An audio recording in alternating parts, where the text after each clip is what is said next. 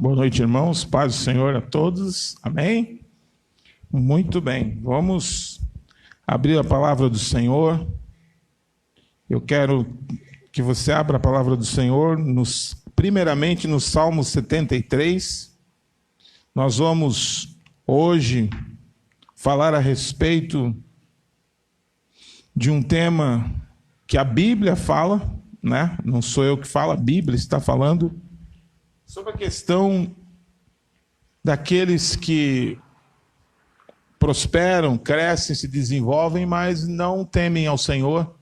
E a impressão que a própria Bíblia, que as próprias pessoas na palavra, no caso do salmista, e depois nós vamos dar uma olhada lá em Malaquias também, as pessoas tiveram com relação a isso.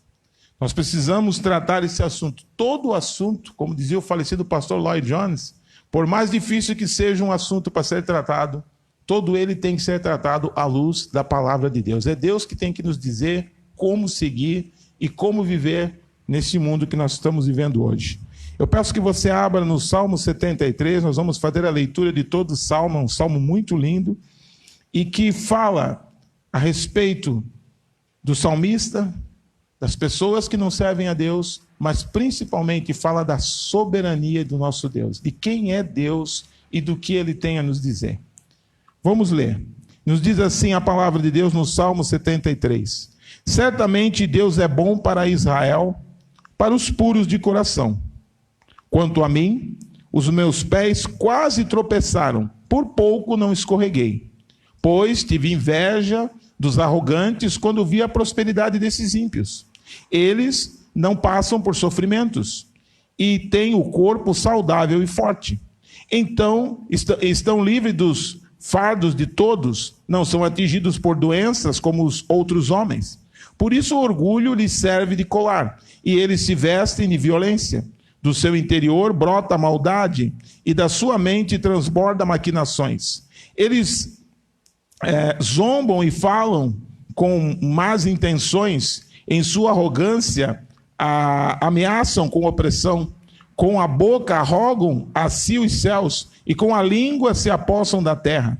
Por isso, o seu povo se volta para eles e fala e bebe das suas palavras até saciar-se. Eles dizem: como saberá Deus? Terá conhecimento o Altíssimo? Assim são os ímpios, sempre despreocupados, aumentam suas riquezas. Certamente foi-me inútil manter puro o coração e lavar as mãos na inocência, pois o dia inteiro sou afligido e todas as manhãs sou castigado. Se eu tivesse dito, falarei como eles, teria traído os teus filhos.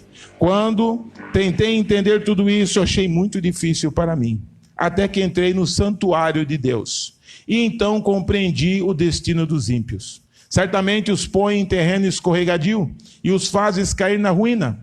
Como são destruídos de repente, completamente tomados de pavor. São como um sonho que se vai quando acordamos. Quando te levantares, Senhor, tu os farás desaparecer.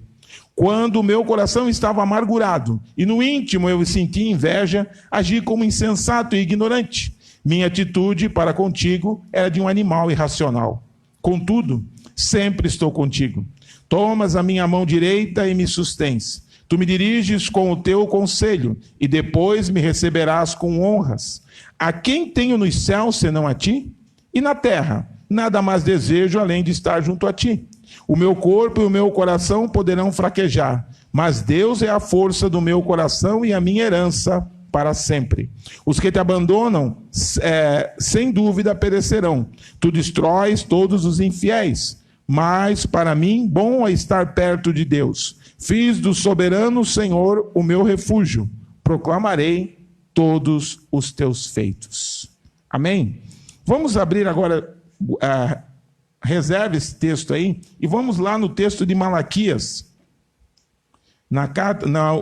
No último profeta do Velho Testamento, Malaquias, na realidade é o último documento, né? Porque o último profeta foi João. Malaquias capítulo 3, dos versículos 13 em diante.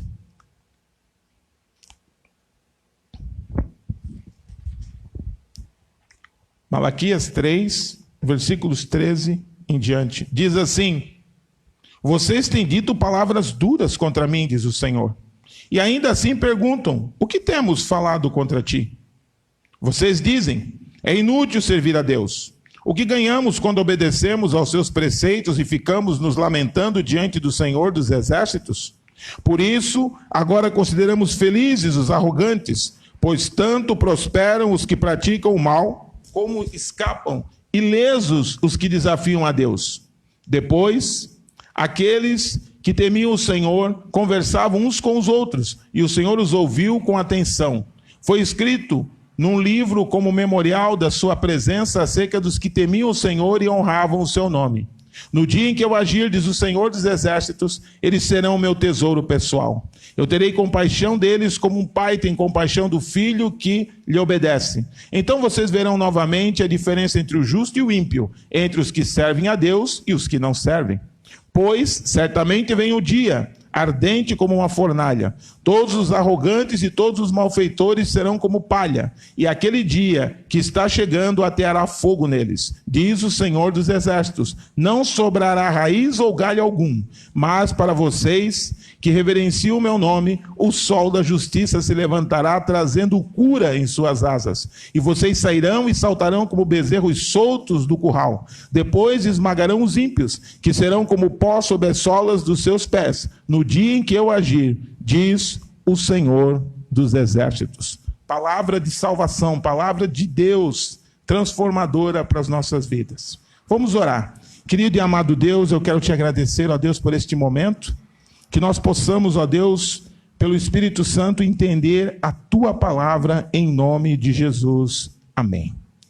Irmãos, existe algo que o salmista, e que nós vemos aqui também, lemos lá no texto de Malaquias, que parece algo impossível, mas infelizmente muitas vezes nós temos inveja, como ele mesmo diz, daqueles que praticam o mal. Isso parece um absurdo nós pensarmos assim, mas é interessante que o próprio Deus deixou registrado para nós nas Escrituras, e as pessoas que foram os protagonistas desta inveja, nós temos que entender isso bem. Elas não eram necessariamente ateus, gente que nunca tinha ouvido falar de Deus, gente que, como muitos dizem assim, eu não acredito em Deus porque tem injustiça no mundo, e por isso eu não acredito em Deus. Isso tem pessoas que dizem isso, mas não são esses o que a Bíblia fala aqui. O salmista, por exemplo, ele era da família de Asaf. O que era a família de Asaf? Eles eram levitas, eram as pessoas responsáveis pelo culto a Deus. Particularmente, a família de Asaf eram responsáveis pela música, pelos louvores no tabernáculo e depois no templo. Eles eram sacerdotes, eles eram pessoas que eles tinham a responsabilidade de ensinar o povo a respeito do culto, de como que eles deviam proceder, de que maneira que eles deveriam caminhar diante de Deus através dos sacrifícios, as leis cerimoniais, as leis morais. A responsabilidade deles era pastoral, era ensinar. Era uma pessoa que tinha a palavra de Deus junto a ele o tempo todo. Ou seja, eles tinham uma função pastoral. Esse salmista não era uma pessoa que simplesmente não cria em Deus ou de vez em quando aparecia num culto. Mas ele diz assim: eu quase escorreguei.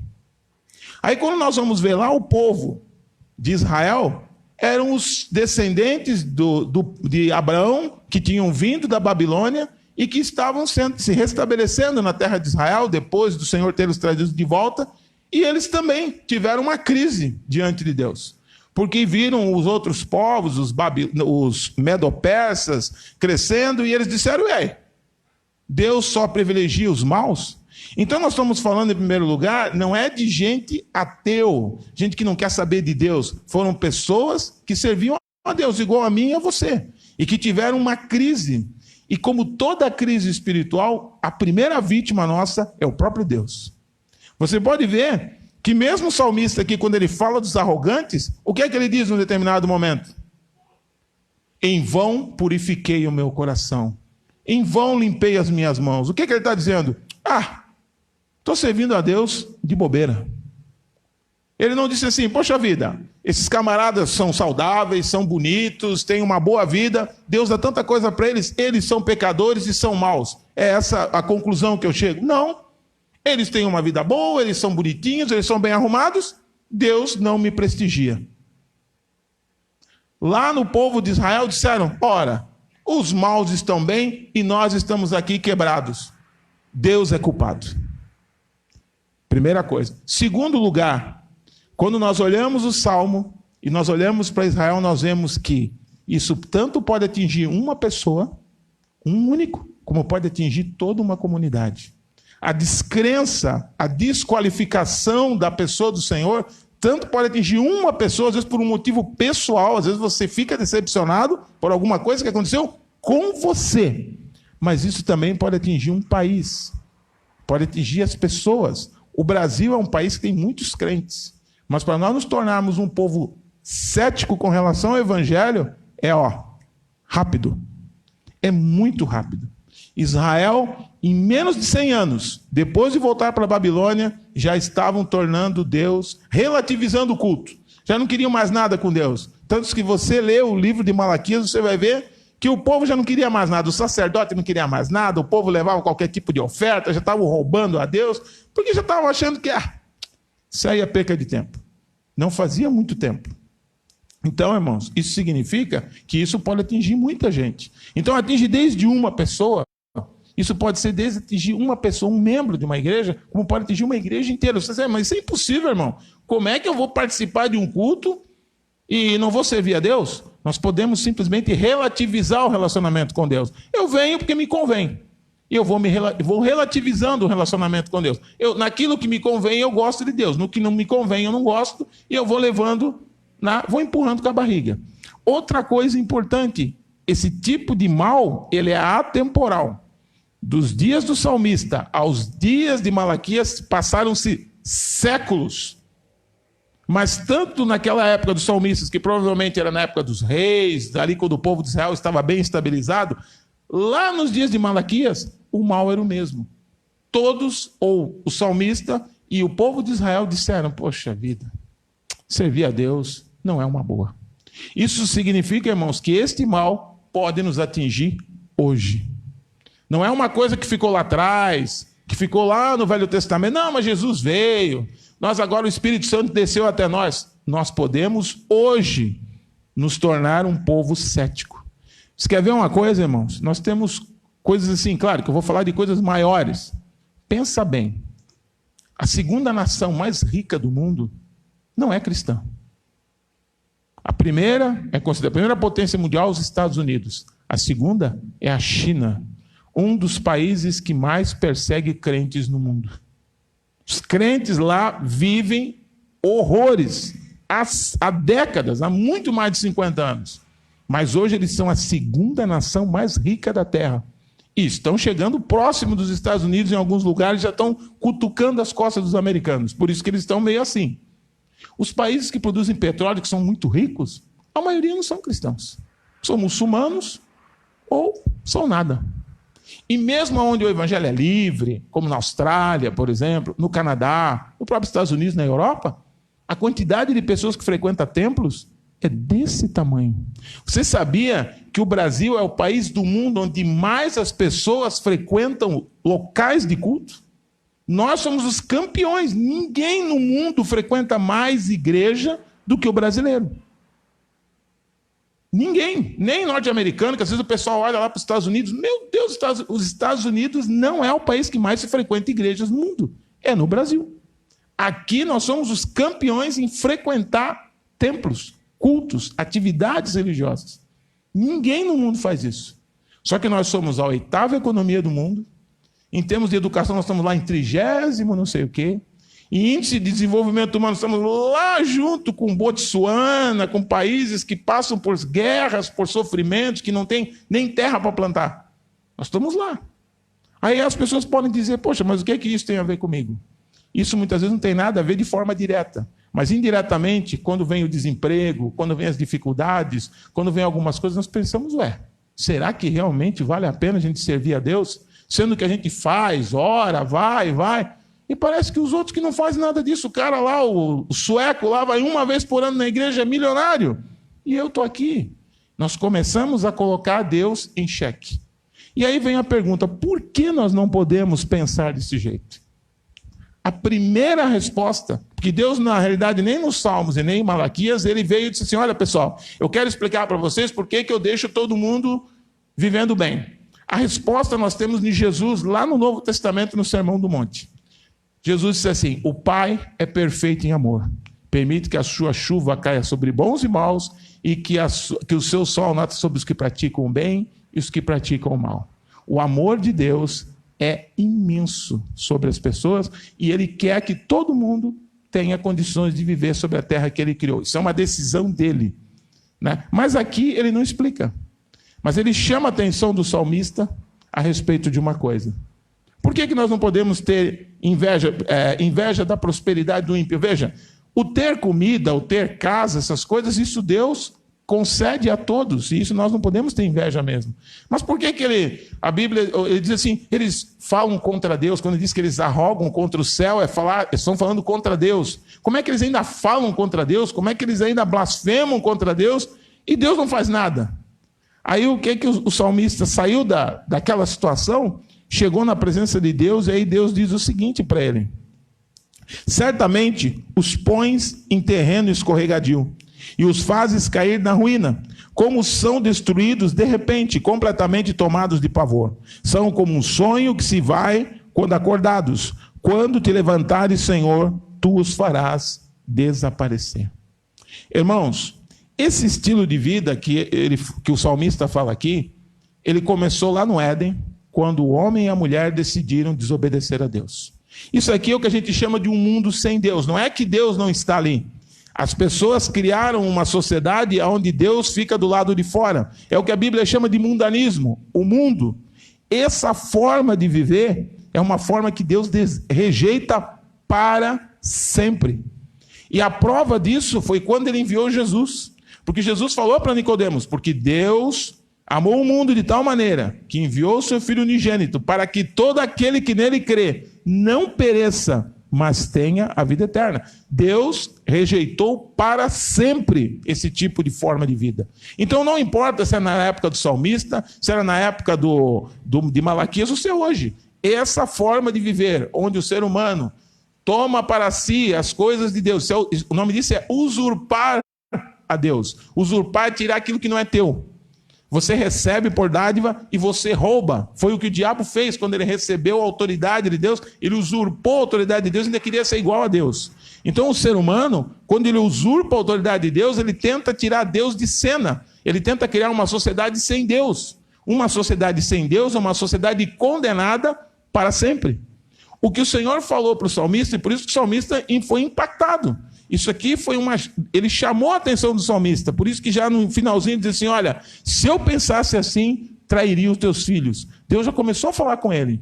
Isso é uma traição contra mim. E depois ele diz, não, de fato, tu fazes escorregar. Porque eles acabam escorregando naquilo que parece vantagem. Analisa bem, irmãos, se você tem inveja daqueles que não servem a Deus, mas estão indo bem, eu vou pegar um exemplo prático. De repente você diz assim, puxa vida, eu tenho um vizinho meu lá, ele faz o que ele quer, ele bate na mulher, ele bate nos filhos, ele bate nos vizinhos, ele briga em todo outro lugar, mas ele está sempre bem. Eu venho na igreja, mas é uma luta aqui e tal, uma coisa acontece aqui, outra ali, tenho meus filhos, há uma dificuldade, para comprar material escolar é difícil, e o cara passa toda a vida bem. E a gente pensa, poxa, então acho que é melhor viver daquele jeito. Mas o Senhor diz, esse tipo de vida tem a minha rejeição eterna. Veja, Deus rejeita isso para sempre. Ou seja, quem permanece dessa maneira, quem vive dessa forma, está condenado para sempre. Por isso que nós não podemos ter inveja dessas coisas. Porque Deus disse, olha, eu já rejeitei. E nós temos que entender, irmãos, que os decretos de Deus, aquilo que Deus decidiu para sempre, ele não volta atrás. Assim como ele decidiu que ia salvar os seres humanos através de Jesus, a decisão de Deus não tem volta. Não existe negócio, não, Deus mudou de ideia. Ele não muda de ideia. Nós mudamos de ideia. Então, o que acontece? Por que nós não podemos sequer pensar em ficar olhando para o lado e dizer, olha, eu acho que é melhor eu seguir outro caminho. Porque este caminho já tem uma palavra de Deus nas Escrituras. Está condenado este caminho. É como uma casa, um apartamento, uma casa que acontece alguma coisa e vai o pessoal lá da prefeitura, verifica e coloca lá uma placa. Casa condenada. Ninguém pode morar naquela casa, porque aquela casa a qualquer momento pode cair. Está condenada. Pode ser uma casa nova, pode ser um prédio novo. Se faz o que eu acho que uns meses atrás, acho que o ano passado, que teve um prédio, acho que em São Paulo, que o pessoal tinha recém ido morar lá e caiu o prédio, baixou. Graças a Deus que não morreu ninguém, mas soltou partes do prédio, foi condenado, era novo. Os moradores eram novos, tinha gente lá com móveis novos, pessoas chorando, porque não tinha mais o que fazer, e não deixaram nem entrar mais no local, porque está condenado. Assim é esse tipo de vida, onde a pessoa toma para si as bênçãos de Deus, que é as bênçãos que Deus dá para todo mundo, uma saúde, ter condições de inteligência, capacidade. Veja que a Bíblia diz que esses ímpios falavam arrogantemente, tinham um monte de discípulos, de seguidores, mostra que eram pessoas influentes. Mas quem deu essa capacidade para eles? Quem doou a capacidade para pensar? O Senhor falou para Moisés, Moisés, eu fiz o cego, eu fiz o aleijado, eu fiz todo mundo. Então todos nós somos abençoados por Deus. Por isso temos que glorificar a Deus. Os reformadores diziam, somente a Deus a glória. A glória tem que ser sempre para Deus. Por isso nós não devemos ter inveja. Para não termos também uma palavra dura, como o Senhor falou para os filhos de Israel, vocês estão falando coisas duríssimas contra mim. Vocês estão de brincadeira? Porque os que não servem a Deus, aí tal. Então tá bom. Vocês que me temem, o sol vai brilhar para vocês, mas aqueles que não me temem, não vai sobrar nem a raiz e nem o galho. Vai sumir tudo. Ou seja, ele não estava falando isso só para os de fora, ele fala isso para o seu próprio povo. Se vocês querem viver desse jeito, não vai sobrar nada naquele dia. Vocês vão ser totalmente exterminados. Então nós não podemos ter inveja, irmãos, dessa prosperidade aparente, porque na realidade, toda a prosperidade, a Bíblia diz, toda boa dádiva, vem do próprio Deus. E aquilo que as pessoas fazem com aquilo que Deus dá para elas, sendo arrogantes, blasfemando contra Deus, a gente vê isso nos governos, né? A gente vê os governos, os homens que governam o mundo, eles têm essa atitude arrogante, né? O governador, o presidente fulano de tal, sentaram lá, o G20, o G8, nós decidimos que vai ser assim e vai ser assado no mundo. Eles falam isso. Dificilmente você vai ver um presidente, mesmo num país cristão, dizer, olha pessoal, agora com o coronavírus, vamos orar a Deus, né? Vamos orar, vamos buscar a Deus. Eles não falam isso. O que é que eles costumam fazer? Eles costumam dizer, eu vou fazer um decreto presidencial aqui, a partir de hoje vai ser assim ou assado. Por que eles fazem assim? Porque eles acham que eles são Deus. Mas a Bíblia diz que não é assim. A Bíblia diz que os decretos de Deus, que são decretos eternos, esses são superiores e o seu povo precisa andar neles. Nós precisamos andar neles. E isso não tem nada a ver com o mundo que a gente vive. O mundo da época do salmista era um mundo difícil. O mundo da época de Malaquias era um mundo difícil. Se você vivesse lá, você também teria motivos para reclamar. Tinha inflação, nós já estudamos aqui no Espaço Esperança uma vez com um grupo aqui sobre o Culto Segundo Deus, com o pastor, que era um livro do pastor Augusto Nicodemos. Ele fala sobre o livro de Malaquias, ele explica bem como era o mundo daquela época. E é interessante que se você começar a entender o que eles estavam vivendo, você diz, olha, mas eu acho que os caras tinham razão mesmo.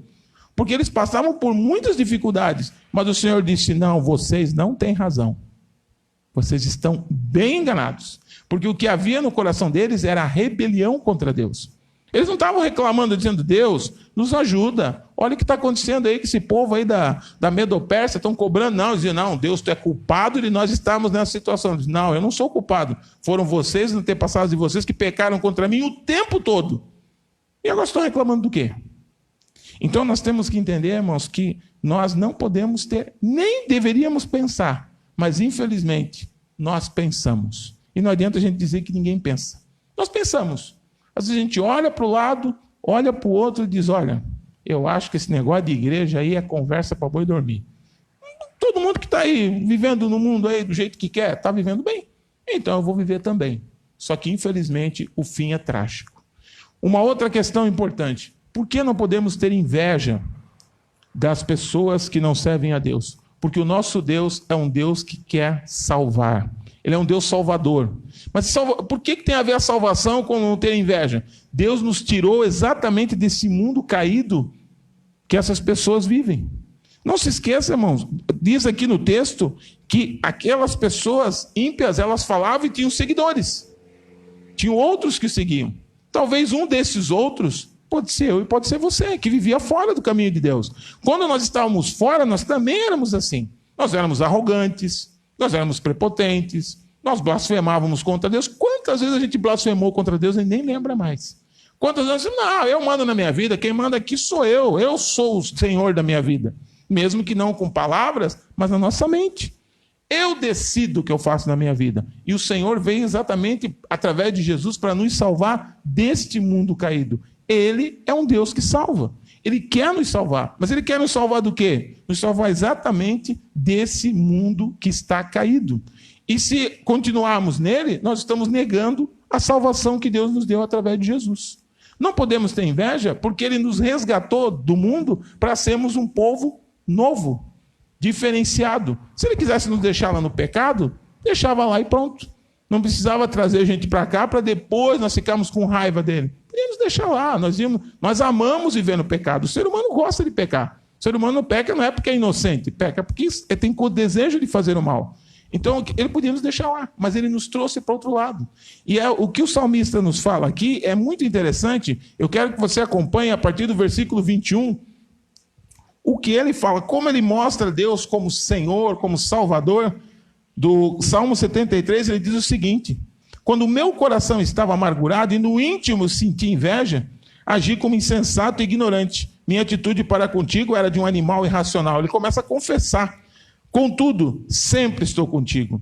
Tomas a minha mão direita e me sustém. Tu me diriges com o teu conselho e depois me receberás com honras. A quem tenho nos céus senão a ti? E na terra, nada mais desejo além de estar junto a ti. O meu corpo e o meu coração poderão fraquejar, mas Deus é a força do meu coração e a minha herança para sempre. Os que te abandonam, sem dúvida perecerão. Tu destróis todos os infiéis, mas para mim, bom é estar perto de Deus. Fiz do soberano Senhor o meu refúgio, proclamarei todos os teus feitos.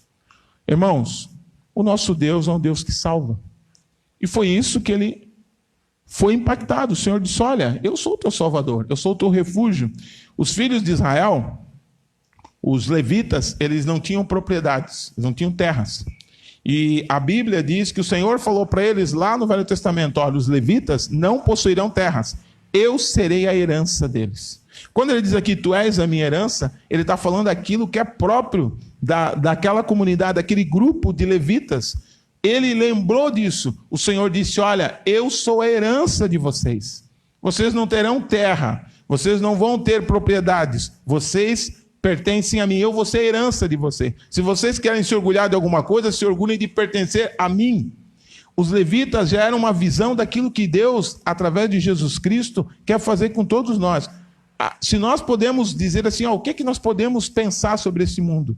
Deus nos deu Jesus para que ele é o nosso irmão, mas nós não merecemos ser filhos de Deus, muito menos irmãos de Jesus. Mas ele nos fez herdeiros, e a Bíblia diz, e co-herdeiros com Cristo.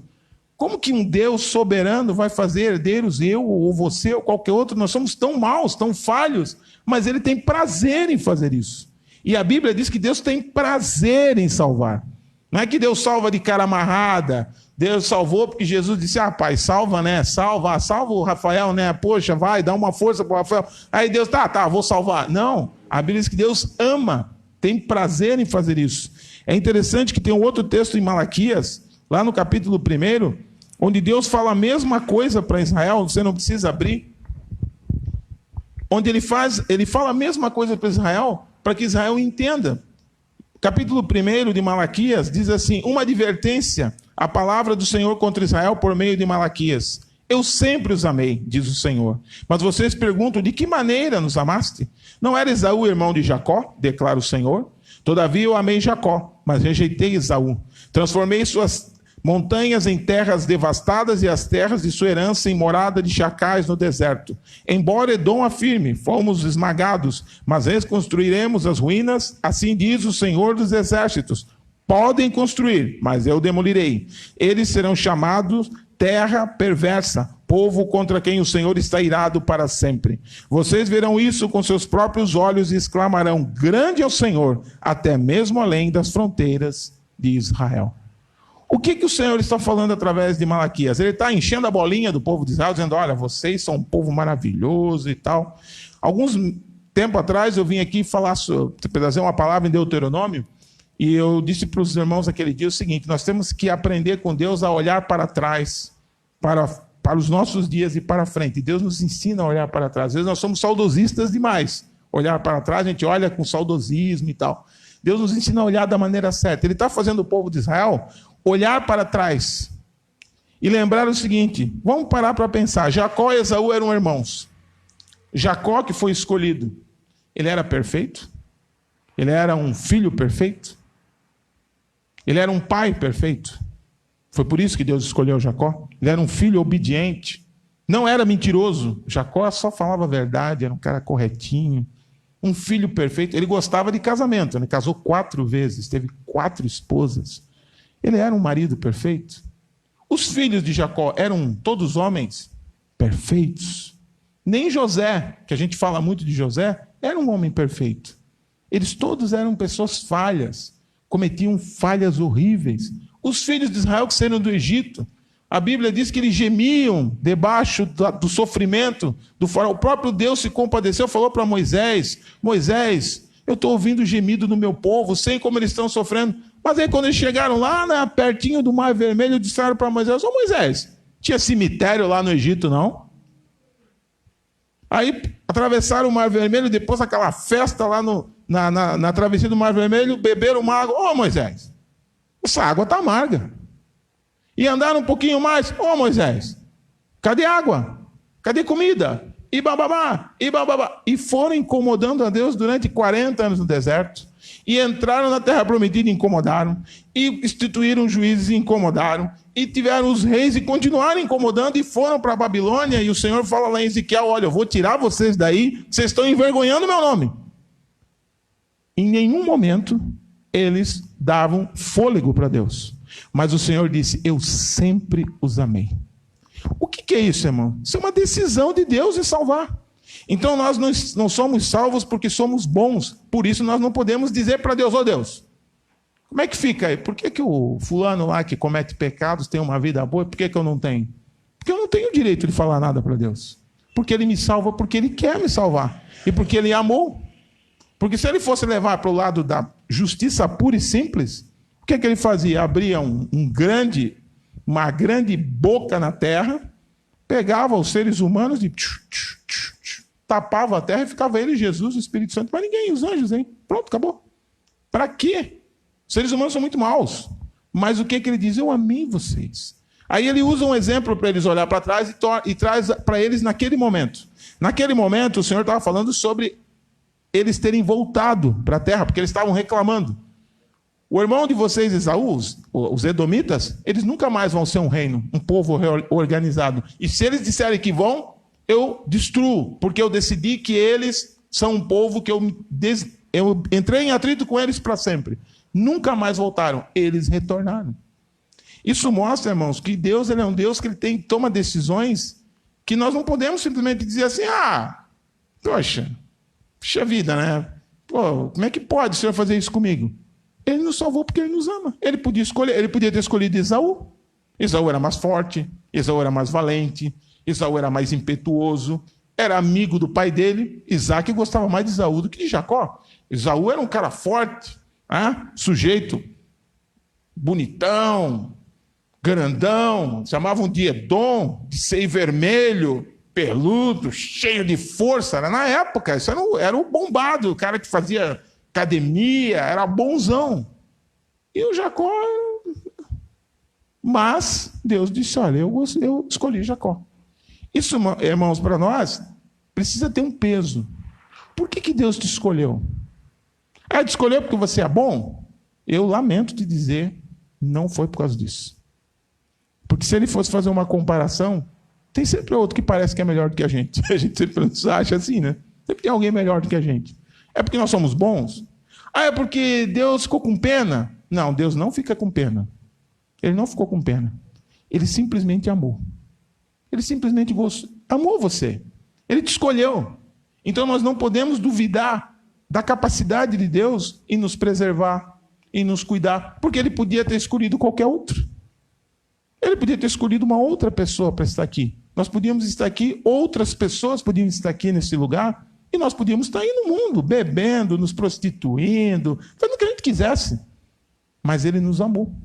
Então nós não podemos duvidar que o Deus que nos ama e que faz o impossível, porque é impossível a gente se salvar. Será que ele não vai fazer aquilo que é possível ele fazer todos os dias? Nos preservar, cuidar, nos dar condições de nos alimentar, trabalhar e sermos preservados nesse mundo pervertido que nós estamos vivendo aí? Se nós não confiarmos no Senhor, depois dele ter feito o impossível, aí realmente não resta mais nada a não ser, né, desistir. Nós temos que desistir então. Mas o Senhor diz, olha, eu amei vocês para sempre. E quando nós vemos Jesus chamando os 12, né, quando nós vemos Jesus mandando eles pregar o Evangelho, será que os 12 eram perfeitos? Eu olho para Pedro, para João, eles eram complicadíssimos. Eles tinham os mesmos defeitos que nós temos, eram homens complicados, um queria ser rei, outro queria ser primeiro-ministro, todo mundo queria ser o bom.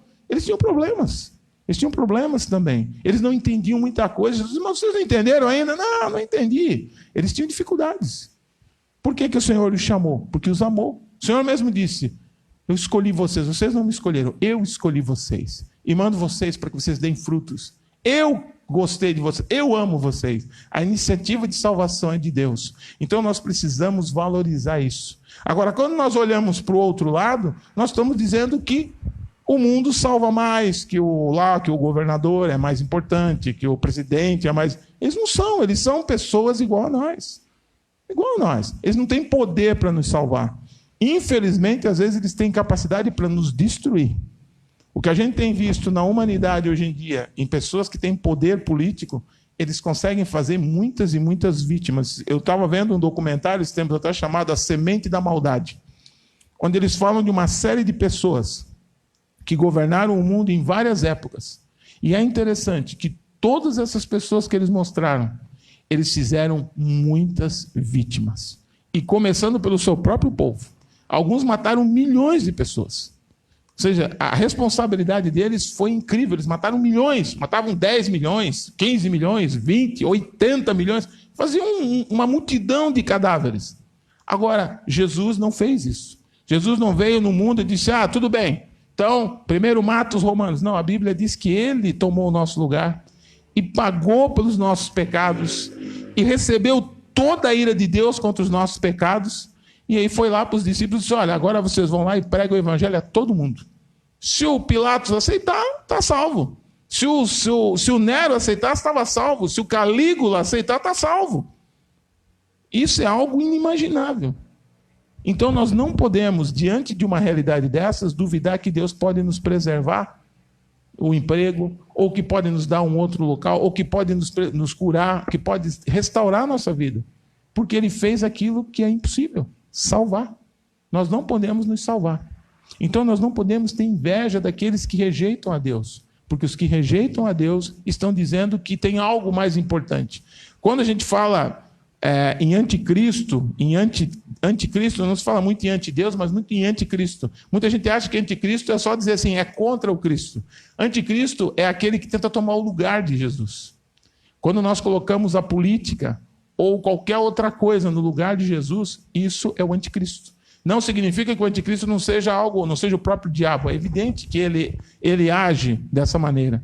Mas quando nós colocamos qualquer coisa no lugar de Deus, nós estamos sendo anticristos. Colocando alguém no lugar de Jesus. No lugar de Jesus não tem ninguém. Porque a Bíblia diz que não há nenhum nome lá no céu ou aqui na terra que possa salvar. Deus nos deu Jesus como nosso Senhor e nosso Salvador. Então, meu irmão, minha irmã, não se deixe levar. Nós vamos ter agora, nós estamos vivendo esse momento do coronavírus e de outras coisas. Não sabemos que outras coisas virão. Mas a Bíblia diz que o mundo que nós estamos vivendo vai passar por situações muito difíceis. O Senhor Jesus já disse, olha, a situação vai se tornar mais difícil. E nós não podemos agora, às vezes, essa doença, eu vejo assim, eu acho que até as pessoas assim estão achando algo demais. Mas eu acredito que coisas mais difíceis virão, e aí talvez nós vamos dizer assim, ai meu Deus, como era bom aquela época, a gente usava máscara, porque nós não sabemos o que virá na frente. Agora, de uma coisa eu sei, seja com o coronavírus, seja com qualquer outra coisa que venha, o povo de Deus será preservado por ele, será guardado por ele. Por quê? Porque ele tem uma promessa, e a Bíblia diz que Deus não se arrepende, Deus não muda, Deus não altera. Agora, se nós quisermos seguir o mundo muda de uma hora para outra. Até esses tempos atrás, todo mundo estava aí, democracia, em tudo quanto é lugar do mundo. Agora, até no Brasil, nos Estados Unidos, hoje eu estava vendo lá o Trump, quer ficar 12 anos no governo. As pessoas têm uma sede de poder, mudam de uma hora para outra. O nosso Deus não muda, ele não veio, enviou um anjo e disse, olha gente, Jesus mudou de ideia, não vai mais salvar ninguém. Isso não muda. Agora, com relação ao ser humano, sempre muda. Por isso, não tenhamos confiança vã no ser humano. Confiamos somente na salvação que vem do nosso Deus. Porque essa é garantida. Tudo mais muda.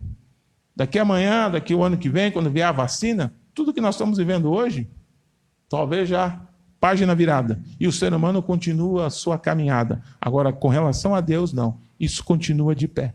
Aqui nós estamos, o pastor estava orando, né? Nós oramos pelas igrejas perseguidas. Irmãos, tem pessoas que passam por perseguições que nós não temos nem ideia do sofrimento que os irmãos têm. Nem ideia. Nem ideia do que é sofrimento por causa do evangelho. Mas por causa disso, Deus não tem igreja, não tem nenhum crente lá. Na Arábia Saudita, esses dias eu achei que não tinha crente na Arábia Saudita.